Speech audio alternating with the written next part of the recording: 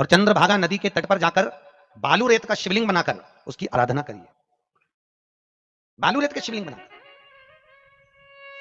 शास्त्र कहता है किसी भी तीर्थ में आप जा रहे हो, कभी भी किसी भी तीर्थ में जाओ और किसी कुंड में, किसी नदी में, किसी पवित्र नदी में आप स्नान कर रहे हैं, तो भागवत में भी इसका वर्णन है, शिव महापुराण में भी इसका वर्णन है। शिव महापुराण के विद्धेश्वर संहिता कहती है आप किसी तीर्थ में जब स्नान करें तो स्नान में एक डुबकी लगाने के बाद में एक बालू रेत उसी नदी में से निकाल कर लाएं और छोटा सा शिवलिंग का निर्माण घाट पर करें और उसकी पूजन कर कर उसका अभिषेक वही पानी से कर देवें और उस शिवलिंग को विसर्जन कर देवें।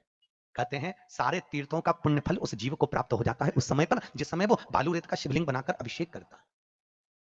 सारा पुण्य इकट्ठा होता है। पुण्यता का भाव। भगवान शिव की आराधना करें, भगवान शिव की आराधना। और कई कई संत लोग तो ऐसे होते हैं जब कुंड बहुत गहरा रहता है उसमें बालू रेत नहीं रहती तो हाथ का अंगुष्ठ ऊपर करते हैं। काय का? हाथ का अंगुष्ठ दूसरे हाथ से पानी लेकर नदी में उस जल को समर्पित करते हैं कि हम शिव का स्नान करा रहे हैं, हम भगवान शंकर को जल प्रदान कर रहे हैं। कितनी चीजें चढ़ती हैं भगवान शंकर को पंचामृत में? 5। पहली दही, दूध, शहद, शक्कर और घृत, घी। क्यों चढ़ती हैं 5 चीजें?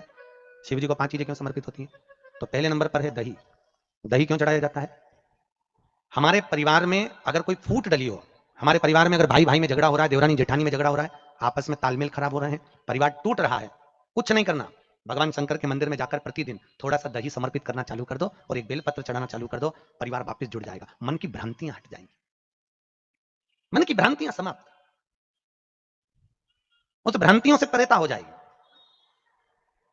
उन भ्रांतियों से हम क्षीणित हो जाएंगे। दही, पंचामृत में जो दही का प्रयोग किया जाता है वो परिवार को जोड़ने के लिए किया जाता है।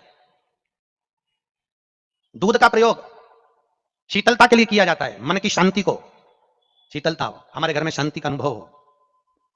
शहद का प्रयोग भगवान शंकर के ऊपर चढ़ा देने से रोग मुक्ति होती है, हम रोग से मुक्त हों। घृत चढ़ा देने पर भगवान शंकर को हमारे स्वभाव में कोई अहंकार आ गया हो, काम बढ़ गया हो, लोभ बढ़ गया हो, वासना बढ़ गई हो, तृष्णा बढ़ गई हो, वो छिन्नित हो। शक्कर चढ़ा देने से हमारे भीतर, हमारी वाणी में, हमारे स्वभाव में, हमारे परिवार में मिष्ठान, मिठास, प्रेम बढ़े, स्नेह बढ़े, वो प्रदान किया।